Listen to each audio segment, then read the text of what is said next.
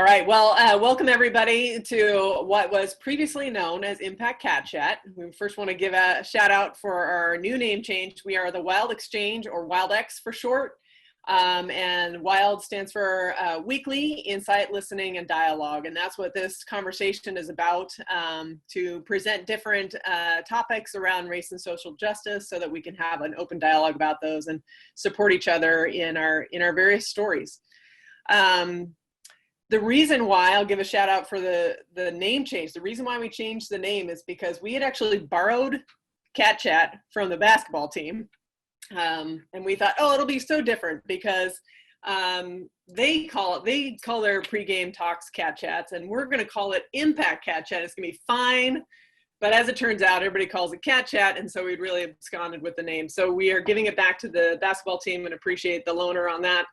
But we're very excited to call this the Wild Exchange and recognize too that as this conversation has grown each week, that we are able to partner with other departments across campus, which is really valuable. We're so excited about that piece too. So the new name sort of fits with the cross campus feel and the ongoing dialogue that we're continuing with. So that is the story behind the name change. And these are brought to you by athletics. So there are always athletics people on here, but this week we're really glad to have Nick Buccola here to host and to take us through a conversation about James Baldwin. So we'll let you take it away. All right, thanks so much, Jane. Would it be okay if we went through the room like fairly quickly and had people just say who they are, you know, where they fit into our community and what drew them to this particular Zoom room? Is that all right? Sure. All right, cool. This is always tricky on Zoom because people like move around, but Mike, you want to go first? Yeah, Mike Blackmore, head cross country coach, and I do not live on Linfield Avenue next to Natalie. I live in Beaverton. All right, right on. And then Doug, how about you? I'm Doug Heyer, Senior Associate Athletic Director here at Linfield. Started my 21st year, also an alum, and I'm part of the Fab Five, so great to have everyone. Thanks, Doug. Gary. Good to see you again, Nick. Gary Kilgore, Athletic Director, formerly faculty member, etc. Jennifer. Hi, I'm Jennifer Ballard, Director of Institutional Research, and I'm here because I'm learning more both about diversity and the athletic department. All right, Natalie. Hi, everybody. Happy Friday. I'm Natalie Welch. I am an assistant professor in the School of Business and Sport Management, also our faculty athletics rep, and another kind of organizer of these conversations. And we're really excited to have you today and excited to see everybody. Yeah, cool. Hey, Debbie. Hey, hi, Debbie Harmon Ferry. Been at Linfield about 27 years. At the moment, working in the office of the president and proud alumnus of the political science department. So that's partly why I'm here. Good to see you, Debbie. Jeff. Hey, Jeff McNamee, Department Chair in Health, Human Performance, and Athletics. Always just here to listen and learn. All right. Coach Kibbs. Hey, I'm Coach Kibbs, coaching the women's lacrosse team here at Linfield and another part of the organizer behind the scenes for our Wild Exchange. So thank you so much, Nick, for being here. Yeah, thanks for having me. All right. And I know Mindy Larson. Mindy. Mindy, professor in the education department, Linfield alum. All right. Carrie. Hi, I'm Carrie Condor, Director of the Education Department. I'm here to connect with others and learn and grow more around diversity, equity, and inclusion. Thank you. No problem. And I know Carrie was going to be eating lunch. Carrie, you want to say hi? I'm here. Hi, Carrie Dixon. I'm the Assistant Director of Housing. Have been at Linfield, this is my 11th year, and just here because athletics is near and dear to my heart, and the diversity and inclusion in this conversation is important and relevant to all the work that we all do. All right. Well, good to see you again, Carrie. All right. And then we got a bunch of people with their cameras off. I don't know. I don't want to, if they're eating lunch, I don't want to barge in, but okay. No microphone okay. So Greg, what about you? Greg Hill, HHPA, athletic training. Good to see you, Greg. And what about Josie? No, nothing there. Randall? Oh, there's Josie. Hey, can you guys hear me? Hi, I'm Josie. I'm working out right now. I am a junior lacrosse player. I've just been helping out with the CatChat lately, but I have to get my workout in, so I'm going to be doing that for now. All right. Thanks, Josie. Thanks for helping get us set up here and advertising and all that good stuff. What about Randall? Randall, you there? What about Elliot? Oh. Hi, my name's Elliot. I'm a freshman football player. I'm here with Bailey Lee, also football player. Just listening in. All right, cool. Good to see you. And Esperance. Oh, you there, Esperance? Yes, I am. Esperance, Officer of Access, Inclusion, and Diversity. I'm all about the great work that's going forth through this platform, so I'm so happy to be here to engage and learn with everybody. Thank you. All right, good to see you. Yes. Layla. Hi, everybody. Hi, Nick. It's good to see you again. Kalia Neal, Office of Inclusion, Access, and Diversity, and super excited for this conversation. Awesome. Well, thank you, everybody, for being here. And thank you, Jane and Natalie and Josie for helping getting this organized. And yeah, it's been really cool to see all the topics that you've been discussing so far. Fridays have been conspiring against me. I've been wanting to join or at least listen in, and I haven't been able to do it. So I'm going to be better going forward. Hopefully my Fridays will free up, but I'm really happy to be here with you today to talk a little bit about James Baldwin. And I was just telling the crew when I got on, I brought this picture over from where it usually is, in particular because I've done this for a few Zoom talks, but I wanted to highlight it today because this is actually a piece of art that was created by Aaron Mabin, who some of you football fans out there may remember. Aaron Mabin was a really dominant defensive end pass rusher at Penn State. I think that they had Mayhem was somewhere in his nickname. It was his first round draft pick. The Buffalo Bills had an NFL career for a little while. And then now he's back in his native Baltimore, where he's a teacher and an artist, and he is an activist. And so he created this piece of art, and I saw it and I was like, oh, that's so cool. I remember him from his football career, and I love this portrayal of Baldwin. So I thought I would have it featured here since we're, there's many student athletes in the room, former student athletes, and I thought it would be a worthwhile thing to share. Definitely check out Aaron's website. It's Maybin. He's an incredible artist. So today I want to talk about James Baldwin a little bit, and hopefully have some interaction and some back and forth about the things that I'll present to you. As I went back and forth with Jane and Natalie, I thought I'm going to share my screen now. I thought kind of a big theme that would be worthwhile to think about with you would be this idea, who do you think you are? And in particular, the idea I have in mind here is the question of identity, or the quest for identity. That question, who do you think you are, is, I think, the question at the core of James Baldwin's philosophy. And so I'm going to tell you a little bit, for those in the room who don't have much background with Baldwin, I'll tell you a little bit more about him. And then I really want to provide you with kind of three windows to look through with me at Baldwin, sort of thinking about identity in three different contexts. One, Baldwin kind of as a witness to the Civil Rights Revolution, sort of Baldwin in the 50s making his first trip to the American South. And then also I want to play a short clip for you from a conversation Baldwin had with Malcolm X in 1961. And it's one of these conversations where it's hard to turn it off once you start it because it's so fascinating and important. But I just want to play a few minutes from it and serve as a basis for some conversation.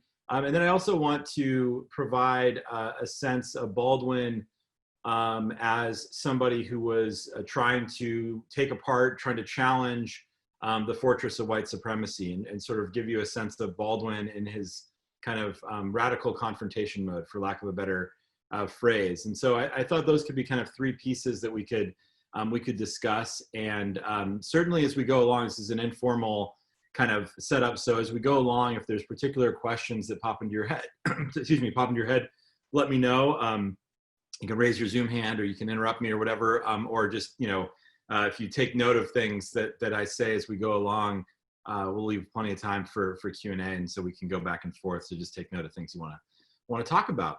All right. So first, just for those who are not yet initiated into the amazing world of James Baldwin, I just wanted to say something briefly about Baldwin's background. And I have one of these images of a young James Baldwin for us to look at as I tell a little bit about his background. So Baldwin was born in Harlem in 1924, and he is the oldest of 9 children. And one of the things that's really remarkable about Baldwin's writing is that he's, you know, he tells all of us as writers, as thinkers, that, you know, we have this amazing repository of wisdom right there within ourselves, right? So reflecting on our own experiences, is that something Baldwin's always advising us to do as artists, as writers, as human beings.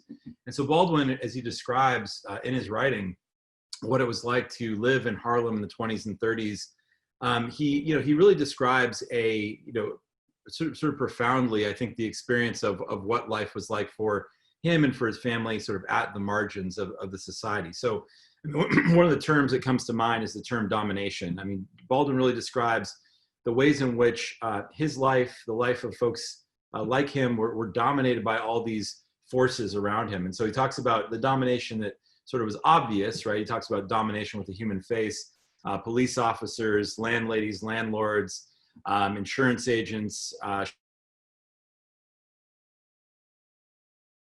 details of every day, from just sort of ordinary interactions that led him to sort of view his life as less meaningful. He says the millions of details of every day that made him feel worthless in many instances. So that's a really important theme that Baldwin develops in his autobiographical writings. He also describes, I think, really importantly, what he calls the bottomlessly cruel structures of power. So this is the kind of cruelty, this domination that doesn't have the human face, this kind of sense that there were sort of structures that were limiting his ability to live a fulfilling life and to pursue his freedom. And so that's, I think, a couple central themes. The other central theme that I would point out kind of on the negative side of the leisure in terms of Baldwin describing his childhood is a kind of sense of claustrophobia. Baldwin describes what it was like to be sort of forced to stay within what he calls the Harlem Ghetto. One of his earliest essays is called The Harlem Ghetto, that he wrote in 1948. And in that sense of claustrophobia, I think maybe most vividly, Baldwin describes as, think about what it would be like to be in a room.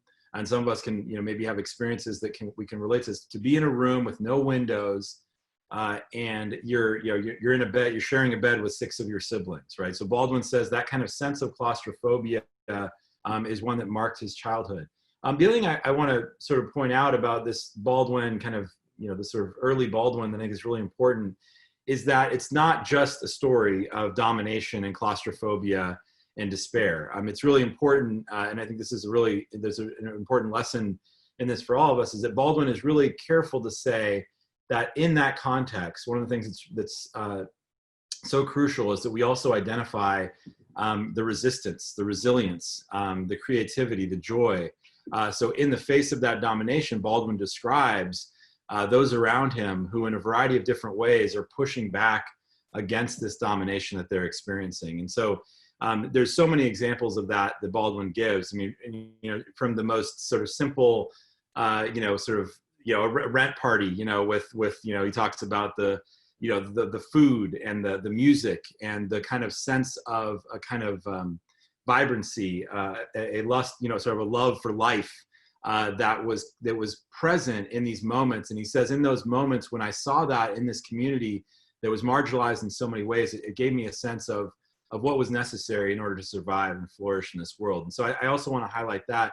And then the last thing I'll say about sort of young James Baldwin is that for Baldwin, the kind of central tool that he used to fight back against this domination was language. Baldwin was obsessed with words. He was, fascinated. He read every book he could get his hands on. He was really fascinated by the ways in which, books can connect people across time and space. So he read people like Charles Dickens and felt a sense of connection to those characters. And he also then began writing, and he wrote and he wrote and he wrote till the day he died, and tried to sort of make sense of his life and the life of those around him through writing. And one last thing is that he also used that power of language in the pulpit. He was a preacher. Baldwin's father, who's, there's a lot to say about Baldwin's father, but I won't say for the purposes of time. Baldwin's father was a lay Pentecostal preacher in Harlem storefront churches, and Baldwin followed him into the church and was a young minister from the age of 14 to 17. So that's a little bit about Baldwin. And Baldwin, arrives on the kind of intellectual scene, sort of on the sort of public scene in the late 40s. So he spends, that early time in Harlem. By 1948, he's just getting his start as a writer. He's publishing his first sort of book reviews and essays and short stories. It's right at that point where he realizes that he needs to leave the United States in order to survive. And so Baldwin leaves the US in 1948 for Paris. He follows in a long line of African-American artists who sought refuge in Paris. And I think the really important thing, there's a lot to say about that. Baldwin spends most of the next 9 years in Paris and in Europe, outside of the United States, mostly in that 9-year period.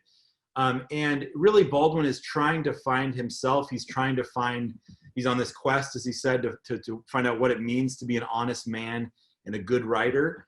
And so he's writing, in every genre imaginable. And he's really, he says that one of the reasons he needed to leave in order to survive, and there's kind of a lot more to say about that story, but he saw his father basically consumed by despair. His father dies in an institution in 1943, and he watches his best friend consumed to despair. His best friend commits suicide in 1946. So Baldwin sees that those are paths that he could go down, and he wants to escape that. And he really wants to write a novel about his childhood, a novel about a family like his own. And he realizes that he really can't do it because he's too close. So he says, I really needed to get distance from where I grew up in order to write about it. And so that's another reason why he leaves. Now in the 40s and 50s, Baldwin writes a lot, and he writes in every genre, as I said. And really there's so much to say about the things he writes, but the central idea, and this is where the big theme of this conversation comes in, is this question of identity. Baldwin is really obsessed with the relationship between this question of identity, who do we take ourselves to be, both as individuals and as members of groups, and the relationship between that sort of question of identity and a question of morality. How does our sense of self, who we take ourselves to be, lead us to treat other people in the world? Those two questions are at the heart of everything James Baldwin ever does. And that's what he's trying to get at when he says, what does it mean to be an honest man and a good writer? Honest about it, honest about ourselves, right? Willing to reflect on who we take ourselves to be. And then also honest about the impact of who we take ourselves to be on how we treat other people, and ultimately how we treat ourselves. That's also a crucial part of the story. And so Baldwin is trying to capture that truth. So to be a good writer for Baldwin is to capture that truth on the page, right? In a way that's useful not only for you in terms of making sense of your own life, but capture that on the page in a way, hopefully, that will connect you with other human beings, right? That you're writing not just for your own sake, but for the sake of those who are reading your work. And so that's what Baldwin is up to. And there's a lot to talk about in terms of, in Baldwin, I should just, one more thing I'll mention before I forge ahead here is that Baldwin is writing, he's sort of identified early on as in the parlance of the sort of white publishers that were working with him as this promising young Negro writer. That's the kind of language they use. And Baldwin talks about this a lot in his own writing. And one of the things that Baldwin does that really upsets the universe, and this is definitely related to the question of identity, is his second novel. So he writes that first novel, Go Tell on the Mountain. Everybody should read it, about a family much like his own. It's an amazing book. His second novel is called Giovanni's Room, and it ends up coming out in 1956. Baldwin gives this novel to the same people who worked with him on Go Tell on the Mountain, and they refuse to work with him on Giovanni's Room. Why? Because in the words of one of his publishers, why are you handing me an all-white gay novel, was the reaction that one of his publishers had. And so that, you know, that reaction was because Giovanni's Room is about the story. It's about a white American, David, who travels to Paris and falls in love with an Italian bartender named Giovanni. And it tells the story of their love affair. And the Baldwin, I think Baldwin's response to that kind of pushback that he got was, I think, very revealing. In that he said that, you know, Go Tell on the Mountain for some people is just about racial identity, but that's the sort of central theme. And for people some people read Giovanni's Room and think it's about sexuality. Baldwin says that both of the stories are really about what lies beneath, what lies beneath race, what lies beneath sexuality, what lies beneath racism, what lies beneath, so heterosexism, right? And all the different sort of ideologies of exclusion that we see in the world. And so Baldwin is really interested in what lies beneath the kind of graver questions of self that lie beneath all these things. And so I think that's a really important point to sort of keep in mind as we sort of apply that background to Baldwin's actual work. So just to give you a glimpse at, you know, again, through three windows, you know, looking at the world through Baldwin's eyes, just to, you know, to serve as a basis of some conversation. The first is that in 57, as I mentioned, he's in Europe, and he's there writing and he's reflecting on his experiences in the United States. And in that period when he's in Europe, of course, the sort of latest phase in the civil rights revolution, you know, is really heating up, right? You have the Brown v. Board school desegregation decision in 1954, the white backlash against that decision. You have the lynching of Emmett Till in 1955, the arrest of Rosa Parks in 1955, the rise of Martin Luther King, the Montgomery bus boycott, the crisis at Little Rock, all these big sort of flashpoints in the civil rights revolution. And Baldwin says he felt extremely guilty. He says, I would walk past the newspaper stand in Paris and I would see pictures like the one you're seeing here, right? Pictures of kids attempting to integrate, right? They have, the law now tells them they're allowed to attend these schools they were previously excluded from attending. And Baldwin is seeing the kind of reaction. And he says that I felt like I needed to go back.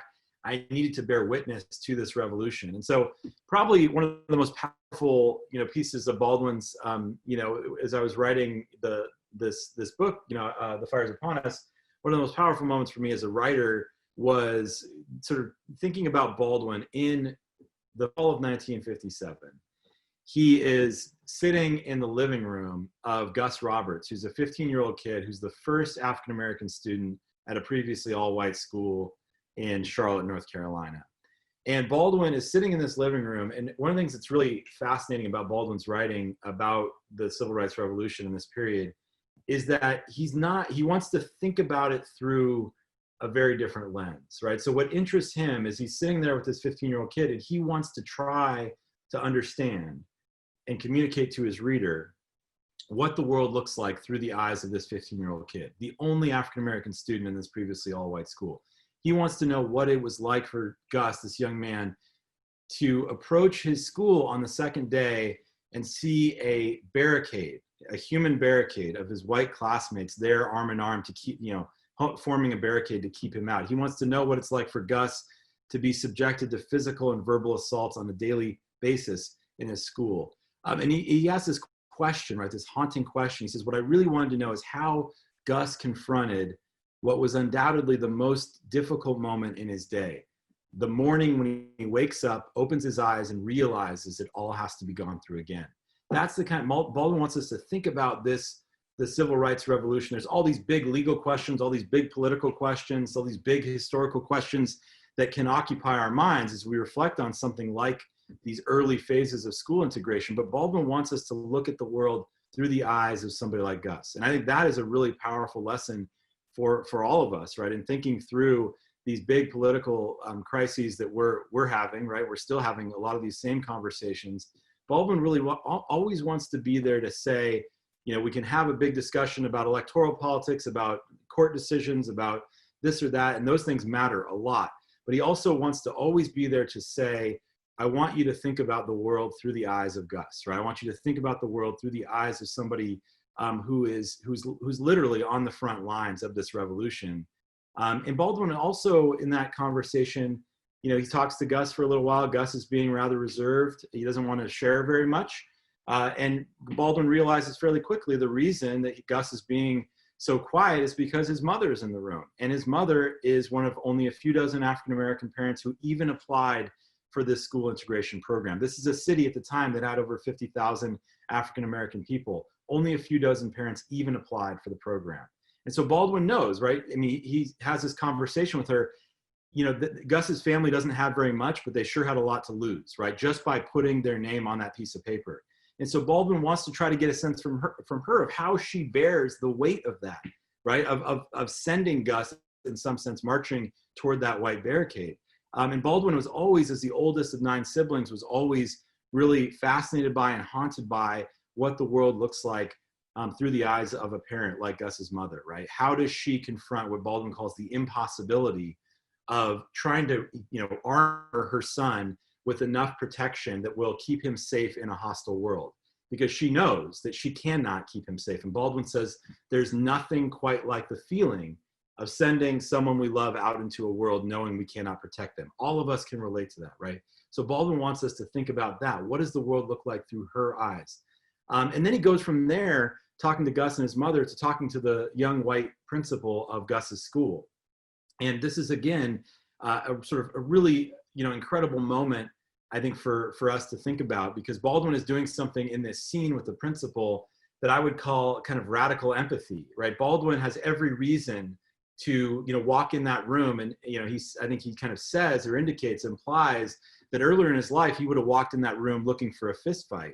But what he goes into that room wanting to do is to try to get a sense for himself and for his readers of what the world looks like through the eyes of this white principal, right? What does it look like? And he says, I found that I actually rather liked the guy. He seemed gentle and even honorable, but he also was delusional. He was still stuck in a delusion. He was trapped in a web of delusion, because he says everything this young man was taught to believe taught him to think that Gus's presence in that school was not right.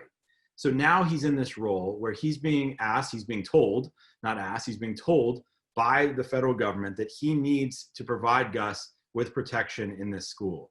And so Baldwin goes back and forth with this principal, and it's just it's a really fascinating moment in which Baldwin really is trying to see the world through his eyes and trying to recognize that this young principal also confronts an impossibility. He uses that phrase again. How is this young man going to be able to transcend everything he's ever been taught in order to reach the realization that Gus is a human being just like him, that Gus has been thrust into a role that he didn't choose for himself? And he says, what is it like for you? He says to the principal, it must be very hard for you to be in a role that you have no control over, right? That you are no more responsible for what's happening than Gus is. And yet you and Gus are now bound together, and you are at the front lines of a revolution, whether you like it or not. So that's Baldwin kind of doing this radical empathy thing, which I think is really, really important.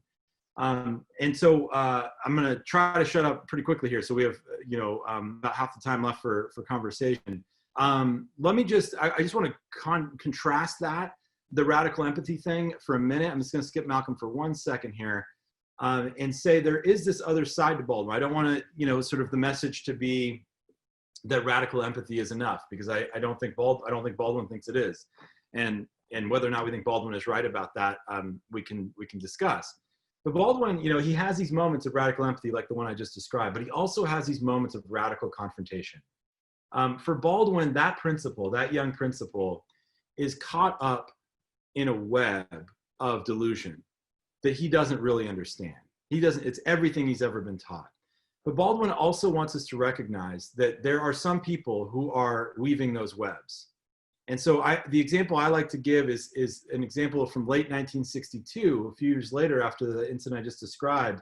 Baldwin is invited onto television to debate this guy on the right of your screen, James Jackson Kilpatrick, which Kilpatrick was known as the leading salesman for segregation. He was a newspaper editor, a writer, an author of many books, defending segregation. Everything he had done in his professional career just about was devoted to defending segregation and white supremacy. And so Baldwin's invited to go on TV with the guy to debate whether or not there was a case to be made for school segregation. Kilpatrick had just published a book called The Southern Case for School Segregation. And so Baldwin is invited onto TV, and a lot of his friends and those around him, his agents and things like that, didn't want him to appear on television with Kilpatrick. They thought that the mere presence of, Baldwin's presence with Kilpatrick would dignify his point of view in ways that it should not be dignified, right? And we can all relate to this in a lot of debates we're having still today about platforming and deplatforming and so on. But Baldwin felt an obligation to go on television, to go on national television, right? There are only 4 channels in those days, so a lot of people had to watch this, whether they liked it or not. And he wanted to go on television to expose James Kilpatrick for who he really was, right? And so this is not, he goes into that conversation not with much radical empathy for James Jackson Kilpatrick. They're welcome to the show. Just in the weeks prior to them sitting down together in New York, the battle at Ole Miss took place. So for those who don't remember that story, this was James Meredith, an African-American Air Force veteran, was trying to enroll for classes at the University of Mississippi, and all hell broke loose, right? So the federal government was willing to intervene to say that the courts have said Mr. Meredith has a right to enroll in classes at the University of Mississippi, and you had a segregationist governor, of course, a very segregationist atmosphere, and they resisted. There were riots on campus. 12,000 federal troops had to be called in to quell this armed rebellion on the campus of Ole Miss, and folks died, and many folks were injured, many were arrested, and so on. So it was a riot, a white supremacist riot on the campus of Ole Miss. And so Baldwin sits down with Kilpatrick just in the aftermath of that. And they're welcome to the show. And the first thing he says to Kilpatrick is, he says, "You think there's a difference between the sorts of people who are out on the campus of Ole Miss creating this mayhem, creating this violence. You think there's a difference between folks like that and folks like you who wear nice suits and write fancy books and have these kind of sophisticated arguments in defense of segregation." And Baldwin says there is no difference between those folks that are committing these acts of racist violence and people like you. In fact, I hold you far more responsible, because you are in the business of weaving this web of delusion of white supremacy, and you're doing it because you want to conserve your own power. You don't care about those people. You don't care about Western civilization, the Constitution, all these things you write about. What you really care about is your own power. So Baldwin, that's how he starts the conversation and proceeds to engage in a kind of hour-long cross-examination of Kilpatrick. And that is a moment where Baldwin is in this radical confrontation mode. So I think if those two things, radical empathy and radical confrontation, I think are really crucial to keep in mind. Maybe what I'll do is, maybe I'll stop talking, and then I can weave in those. That's probably enough for us to chew on for right now, and I can weave in those other clips, the clip from Malcolm X and Baldwin, in a minute when it might be relevant. But maybe I'll just stop there with these two big ideas or maybe three, I don't know how many, but maybe three big ideas, sort of Baldwin as this philosopher of identity, and then a little bit of what I told you about that. And then this example of Baldwin confronting, sort of as a sort of a witness to the civil rights revolution, kind of engaged in these different modes of as he's exploring these questions of identity, this kind of radical empathy mode and this radical confrontation mode. Maybe I'll just stop right there for the time being and see if folks have any questions, comments. Looks like there's something in the chat here. Oh, that's from earlier. Okay, that's just about the microphone. So yeah, anybody want to jump in? Question, comment based on what I've said so far?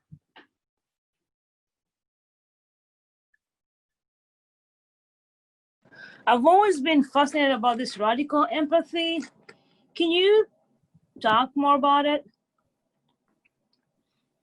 Yeah. Yeah. So I guess, and anybody can jump in here, because there's probably folks in the room who've read more about, empathy as a concept, and a lot of our fields, there's a lot on a lot of research on empathy and so on. But yeah, I think for Baldwin, I'll just say something briefly. I think for Baldwin, he always kind of starts any sort of reflection, moral reflection, political reflection, even sort of creative reflection, as he's thinking about building out the life of a character in one of his novels. he really tries to think about the kind of sense of reality, right, that the person he's writing about inhabits, right? And so what Baldwin says about that is our sense of reality is kind of the way we experience the world. He says it's sort of these assumptions about the world that are so they're dug in so deep that we don't even notice that they're there, right? And so Baldwin, so I think to me that's the kind of key of that why Baldwin has this kind of potential for radical empathy in certain moments is he basically recognizes the fact that human beings don't just show up one day as you confront a human being in the world. They don't just show up before you with a complete free agency and ability to sort of decide for themselves exactly how they're going to view the world and act in the world. They show up with all this. We all show up with all this baggage, right? And so I think that's something that Baldwin wants us to recognize. Now that doesn't mean that he thinks that might help us sort of take that step of trying to imagine what the world might look like through the eyes of somebody else. Now that doesn't end the conversation, because we might get ourselves closer to that and still have serious reasons to come into conflict. But I think he thinks that's an important step just in terms of having a meaningful conversation. Anybody else have thoughts on empathy, from their own fields or experiences that they want to throw out there? Or any other topic you want to put out there?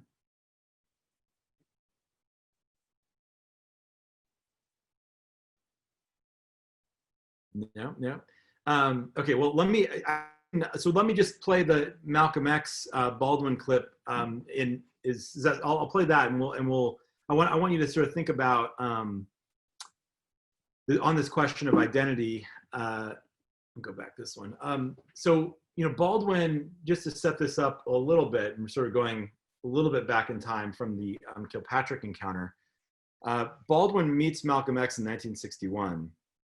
And for those, I think everyone, kind of has Malcolm somewhere on their radar, hopefully. But Malcolm in this period was sort of thought of as the second in command, the Nation of Islam. That he always objected to that label because there was not really there was not a position, but he was probably the second only to Elijah Muhammad in terms of influence. Elijah Muhammad was the leader of the group, and Malcolm was definitely the most famous kind of spokesperson. And so he was out there on the scene in a lot of different ways, kind of brought to national attention in 1959 by a documentary that was put together by Mike Wallace, who many people remember from 60 Minutes, and Louis Lomax, a really important African-American journalist of the period. They did this documentary called The Hate That Hate Produced, and it was actually a multi-part documentary about what they called Black supremacist groups, was their kind of labeling of it. And there was no question about it. Malcolm was a kind of central character in that documentary, and he was the one who kind of got everyone's attention. As I say in my book that some people saw Malcolm and they were inspired. Some people were terrified, but like everyone was mesmerized. So Malcolm was this overwhelming personality, and so Baldwin was, certainly they were on each other's radar.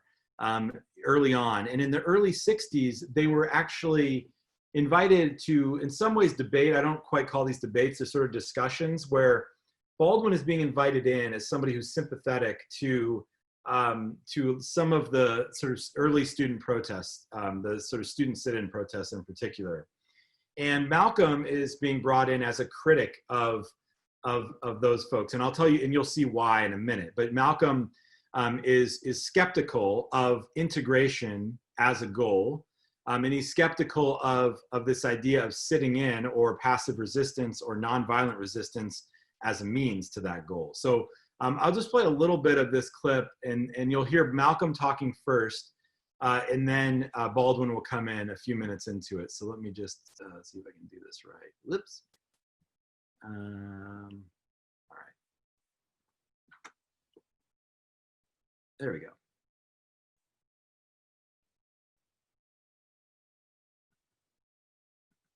A civic group. We don't give them as a political group, but we give them primarily as a religious group. And any solution that we set forth, we absolutely feel that it's a religious solution rather than a political solution. One of the reasons that the Honorable Elijah Muhammad, in teaching us here in America, is giving us a solution that differs drastically from the sit-in movement. He's trying to make us men. Now, the very fact that you find students all over the world today are standing up for their rights and fighting for their rights. But here in America, the so-called Negro students have allowed themselves to be maneuvered under a tag of sit-in. Actually, I guess it describes it, the name describes its nature. It's a passive thing. And if their goal is integration, it's not a worthwhile one. But if their goal is freedom, justice, and equality, then that's a worthwhile goal. If integration is going to give the Black people in America complete freedom, complete justice, and complete equality, then it's a worthwhile goal. The holding this integration bottle, dangling it in front of the Negroes in America today, has actually disabled them, or it has nullified their ability to stand up and fight like a man for something that is theirs by right, rather than to just sit around and beg and wait for the white man to make up his mind that they're worthy to have this type thing. I think that this is, in my opinion, why we disagree with the sit-in movement. If they are willing to wait for another 100 years for the white man to change his mind to accept them as a human being, then they're wrong. But if they're willing to lay down their life tonight or in the morning in order that we can have what is ours by right tonight or in the morning, then it's a good movement. But as long as they're willing to wait for the white man to make up his mind that they are qualified to be respected as human beings, then I'm afraid that all of their waiting and their planning is for naught.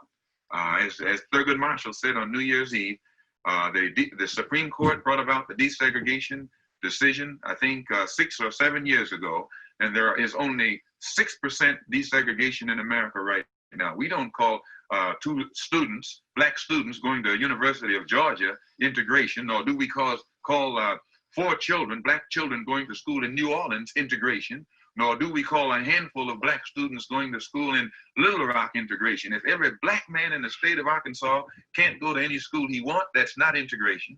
And if every Black child in the state of Louisiana cannot go to any school that they are qualified for in the morning, then that's not integration.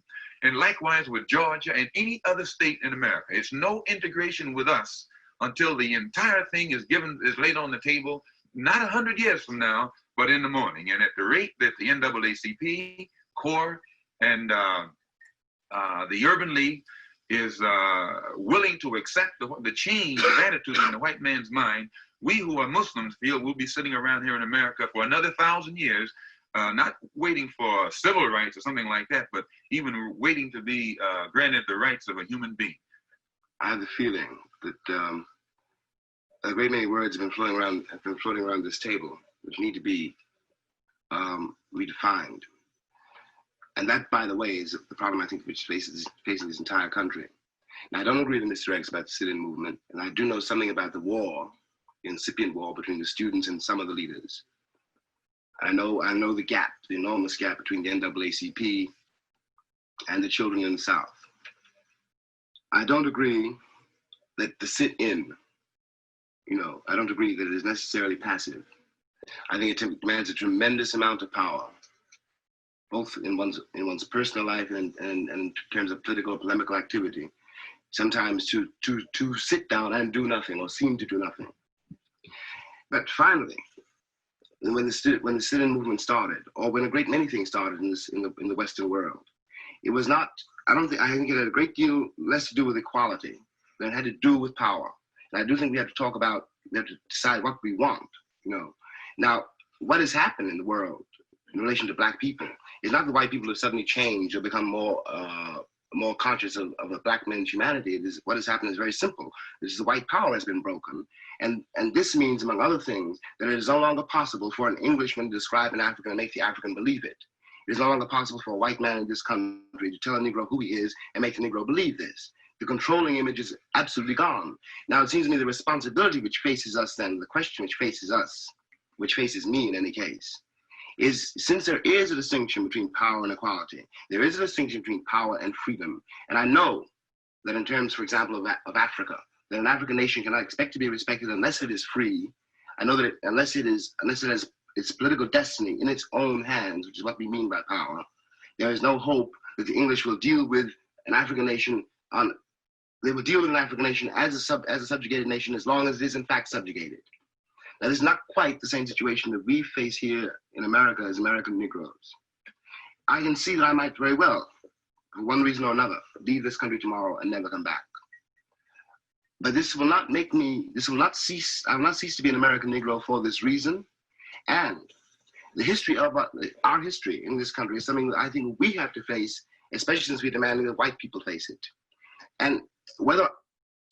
All right, so I will, there's a lot more there that's really, really great, but I will stop there for the time being. And just let me, without me, you know, jumping in here, I mean, anything that sort of jumps out to you in terms of, you know, what Baldwin and Malcolm seem to have in common, and where there might be some tension between their two views, just based on that brief sampling. Any thoughts on that from anybody? And don't be shy, we're all friends here. I think that part just right at the end that James Baldwin was saying, that we can't ask, what it sounded like is he's saying we can't ask white people to confront something that we're not willing to confront ourselves as well. And I then you cut it, but I'm thinking that he's going to get to internalized racism and how we're coming back to what you were saying in the beginning about understanding and unpacking our own baggage to understand how we form these opinions, so that we can observe how that leads to how we treat ourselves and how we treat each other, and that those are not separate. Basically, that stood out to me as an interesting thing to mull over. Yeah, thanks, Jane. Yeah, anybody else want to jump in and comment on what they heard? Oh yeah, Jennifer, go ahead. Yeah, I was just gonna turn. All right, I was trying to turn on my video. I was speaking. I was just circling back to the idea of the radical empathy and the idea of, I mean, I'm sure for all of us, you need both to try to change, to try to make change. But I wonder if we struggle with empathy so much because the idea of having empathy for people who we may think are so very wrong is very difficult somehow to separate empathy from agreement. Yeah, thank you. Yeah, thank you. Yeah, I think that's definitely true. That is a big challenge. And I should say that Baldwin, you know, there's definitely the way he put it. I like his most famous book is The Fire Next Time, right? And one of the things that he the title for that essay, the sort of essay that makes up most of that book, is Letter from a Region in My Mind, right? And so part of what I like to think about with Baldwin is, and with all of us, right, is that we have different regions in our mind, right, in our souls, and that they're often going to be in tension with each other. So Baldwin, when he had those moments of radical empathy, they were often being pulled, you know, he was being pulled away from that in other directions. And sometimes, you know, I think very justifiably, that the radical empathy wasn't what the moment called for at various moments in the struggle, for sure. Yeah, anything else there that jumped out in the Malcolm? Yeah, Doug, go ahead. You know, I hear power and empathy, and one would think that people of power, is it hard for them to show empathy because once you do, you lose that power? Whereas people with less power may show more empathy because they're not in danger of losing their power. Mm-hmm. Yeah, that's a great point. That's absolutely a great point. Yeah, and I think that is really crucial. I think that's something that is definitely on Baldwin's mind, is, you know, this unwillingness to kind of come to terms with who we are as individuals, and also this unwillingness, as you're pointing out, to imagine the world through the eyes of others. Yeah, those with power have a lot to lose, right, if they're willing to make that step. So I think that's a really, really important point. Yeah, anybody else want to jump in?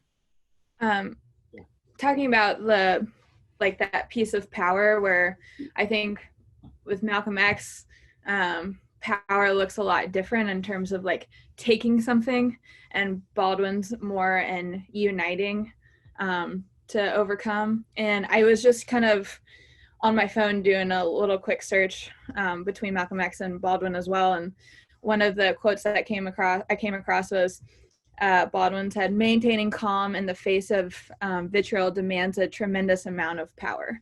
So where he comes from, that point in his mind where you already hold the power, now it's about, you know, he's coming to terms with finding a peaceful way to overcome oppressors in terms, like, I guess, uniting in that way as opposed to taking away, which is where Malcolm X comes from. Yeah, thank you. And that's a really good point. I mean, one of the things that Baldwin, you know, is captured in what you just read, right, is that Baldwin really pushes back against. So I should note that there was a student sit-in protester sitting with them during this conversation you just heard. So a lot of versions of that conversation are edited so that the student sit-in protester is left out altogether, which is unfortunate.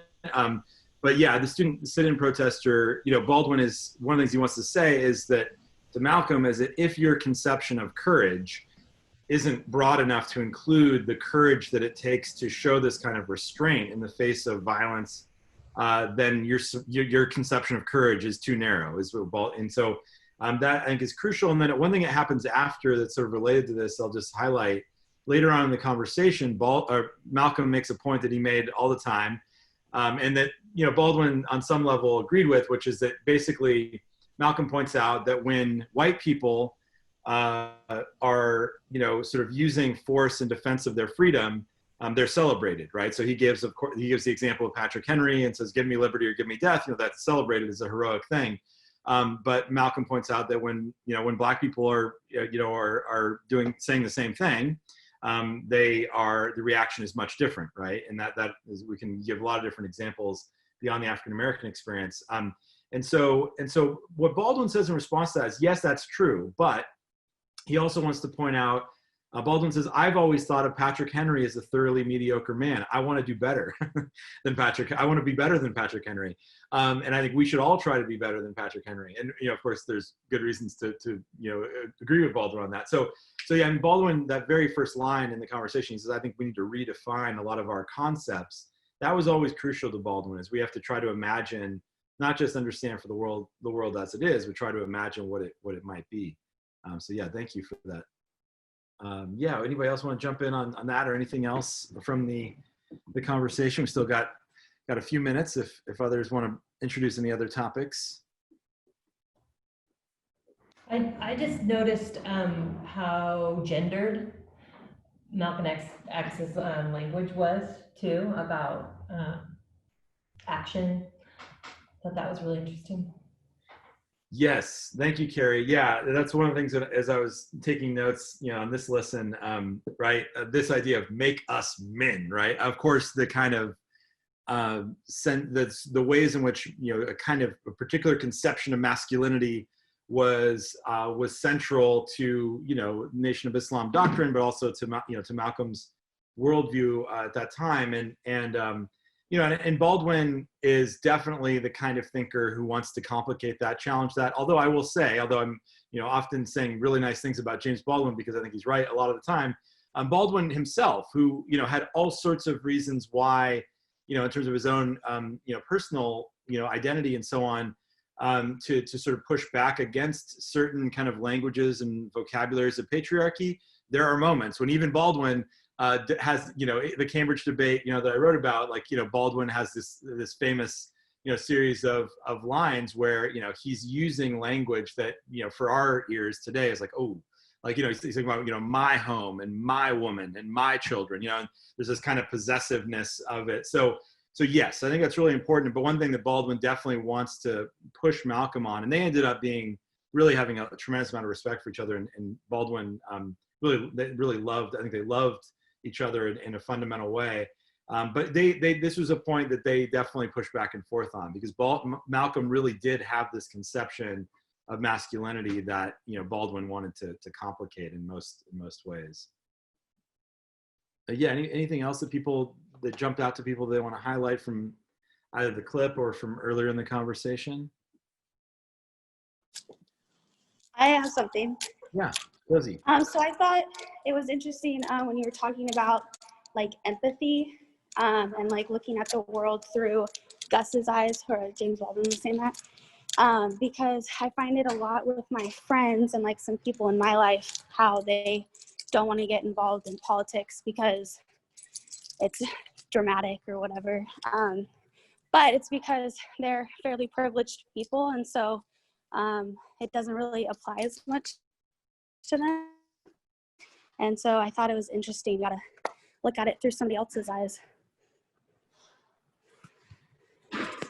Yeah, thank you, Josie. Absolutely. Yeah, I was just gonna say I absolutely agree with Josie in that. I wonder too how much technology has impacted our ability and like maybe desensitized us in a way, because we can kind of turn off certain things, turn on certain things, and really be, you know, really segment it in what we choose to consume. Like you said earlier about the clip being on all the TVs, and so I wonder how much that impacts us and divides us and maybe polarizes us. Mm-hmm. Yeah, absolutely. Yeah, that's a great point. Yeah, and I think both those points are right on. I mean, I think that this question of, I mean, Baldwin, one of the things he says that I think is really powerful is in that conversation with Kilpatrick. This goes to Josie's point about privilege. You know, Baldwin's always interested, right, for everybody, like, what are we so afraid of, right? What is it that's really terrifying us, that's leading us to construct these false identities and treat each other in such inhumane ways? And, you know, even for somebody like Kilpatrick, who he sees as fundamentally motivated, you know, in bad faith of trying to preserve his own power, he does also have a moment toward the end of their conversation where he says, you know, I have a theory about what you're so afraid of, Mr. Kilpatrick. And this theory, of course, applied to people beyond Kilpatrick. And what Baldwin says is that I think is really important is he says that those, you know, folks at the margins of society have had to watch those with power very, very closely, because they need to know who the people with power are really in order to survive, right? So Baldwin gives the example of his own mother, who's going from Harlem to, you know, the homes of more wealthy families to, you know, as a domestic worker in the, you know, the 20s and 30s and 40s. And he says, my mother knows everything there is to know about every one of those families, and they know next to nothing about her, right? They, you know, she spent all sorts of time. I mean, she, you know, one of the Baldwin puts this in kind of funny ways is my mother knows when your drawers are dirty, you know. And so there's a kind of, and so there's something about that. And then he says, and so going back to Kilpatrick, he says, Mr. Kilpatrick, I think what scares you so much about Black liberation is that all of us who've been watching you so closely for all of these years are getting the opportunity to speak, and we're going to be able to describe what we've seen. So I think there's something about that. There's a lot of things that, you know, privilege fortifies us in a lot of ways from having to deal with reality. And so that's one of the things that terrifies us most. So I think that's definitely right on. But yeah, very, very good stuff. Anything else? I know we got some people got to run back to whatever else they got to do today, but any other questions, comments before we take off? I think there's such an interesting parallels between like what's happening with Black Lives Matter and with this whole thing coming up again and being more in the forefront of everyone's minds, and the parallel with COVID and how many things that they have in common. It's just crazy. Like I think about what you were saying about Baldwin wanting to really redefine concepts, like the concept of what is solid manhood, right? Can you redefine that, or does your definition of manhood or a protest, does it leave room for other forms of protest? Mm-hmm. So that just having to redefine things and having to really look at like this is how we defined things before, but going forward, we have to use our imagination and really envision something different. And we have to do that right now for social justice, and we have to do that for our health. And it's just like walking these two roads right now are just crazy to me. And you think about, like, you know, Josie, your point of thinking of like putting, you know, empathy and putting yourself in someone else's shoes. And that's exactly what we have to do with COVID too, because we're talking about aspirants from our breath that can infect other people. Like, it's so, we can't even see these things, but we're connected through invisibly. And so anyway, just a couple of times over the past few months that there have been parallels that have come up in dealing with these two situations and trying to navigate them that just seem so aligned. They're so similar in so many ways. But yeah. And I think, I mean, one thing about that, just the general kind of Baldwin point that I think is important is Baldwin, you know, he says, going back to the early, you know, one of his early essays, and I think this is kind of true to some extent throughout his life, is that he says, I believe all theories are suspect, and that we have to be ready for our theories to be pulverized by reality. And so I think that part of what he's always trying to do, and I mean, another line from Baldwin that I always love is, you know, he basically says, drive to the heart of every answer to expose the question that it hides, right? There's sort of this kind of like very, Baldwin was, I mean, Cornel West calls him the Black American Socrates. There's a kind of way in which he's always there to kind of ask us to you know, recognize that a lot of our theories, right, about ourselves, about politics, about whatever, that we might determine that the demands of life, you know, require that we shed those things or reimagine those things, all the while being anchored in certain core commitments that we will not let go of, because they're what sustain us and our sense of what, you know, we should be doing in the world. So I really like that aspect of Baldwin. It can be occasionally frustrating because we want answers, like we want to know what theory will help us out of the mess, this mess that we're in or that mess that we're in. But I think that, you know, we're definitely, we need to be open to the possibility that the categories and the theories that we have are not going to work in the new world, right, that we confront. And so I think the question a lot is, you know, this question's come up in a variety of conversations I've witnessed or been part of, well, you know, wouldn't it be better if Black Lives Matter had a Martin Luther King-like figure? And I think one of the reactions that Baldwin would give is, no, not necessarily. Like, this is a different political moment, and we don't need to think in terms of the categories and experiences that we've had before. We should know our history, absolutely. Baldwin, that's his central theme, is come to terms with your history. But we need to also recognize that as we go forward, we need to reimagine categories. We need to rethink what it means, you know, for us to, you know, achieve justice, pursue justice in this moment. So, yeah, I think that's another great point, Jane.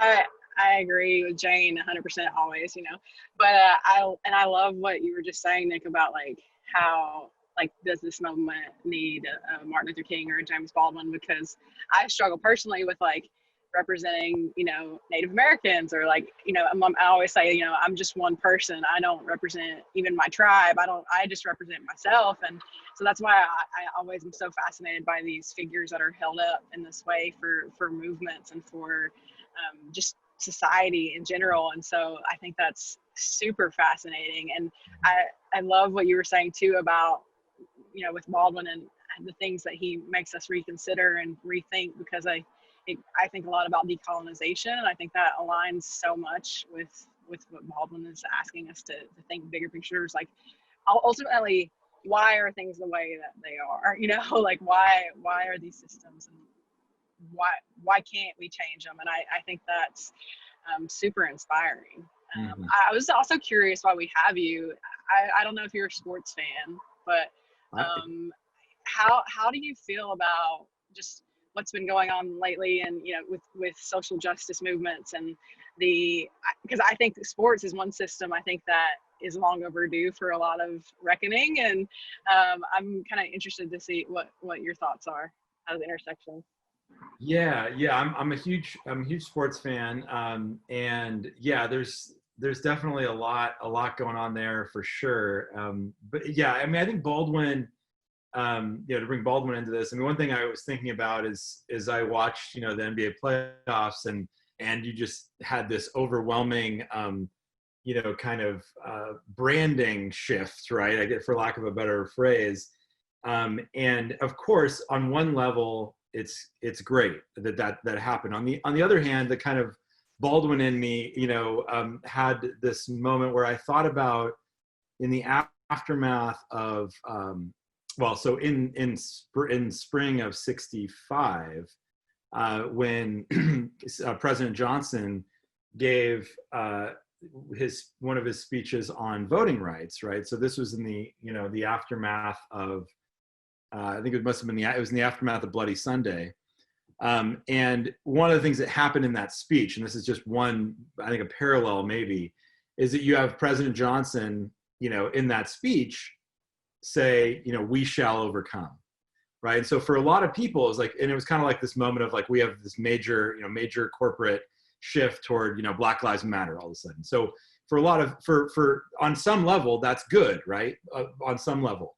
But Baldwin sees that and he gets suspicious. He says, well, wait a second. A lot of people are really happy that all of a sudden, the President of the United States is using the same rhetoric that civil rights protesters are using in this kind of convergence of grassroots activism with elite rhetoric. But, he always wants to see what's behind the curtain, right? And so the same applies, I think, I'm pointing this way because that's where my TV is, as I see all this stuff on TV, right, that is indicating a kind of shift among elites to actually, at least rhetorically, and in some cases, beyond rhetoric to, to money, to real money, that's good, that's great. But I think Baldwin is always, there to say yes, but he really wants to push. And he's a kind of figure, he left the pulpit at, at the age 17, but he remained forever a preacher and forever a kind of prophet-like figure. He compared himself to Jeremiah on more than one occasion. And so he's always going to be in that mode, right? He's never going to be satisfied. He's going to be a kind of person who's going to make moral demands that we cannot possibly meet. But we need that. We need James Baldwins, and all of us can be James Baldwins in our own way by calling ourselves to account, right? Thinking about all the ways we're complicit in structures of power that are unjustified, and also calling one another to account, right? In whatever mode fits the moment, and that's always a tricky thing. And then also just remembering that the struggle never ends. Like Baldwin is somebody who says that, there will not be one fine day when we wake up and our salvation has been achieved, either individually or collectively. Every day, hope has to be reinvented every day, right? This idea that, that Baldwin has, I think, is crucial, and also the sense of responsibility has to be reinvented every day. What are we going to do today to try to make the world a more just and humane place? So yeah, that's I just went off on a tangent there, but yes. So that, hopefully that's helpful.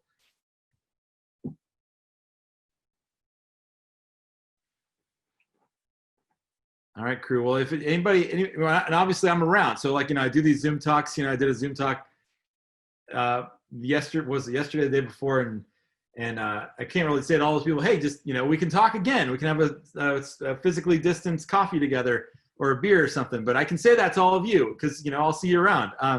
So I really appreciate the opportunity to share this time with you, and definitely look forward to continuing the conversation as we move forward. And thank you for the work that you're doing. It's so important. Thank you so much, Nick. I appreciate you taking the time. We all do, and thank you for being here. Thanks, everyone. Thank you, everyone. Stay safe.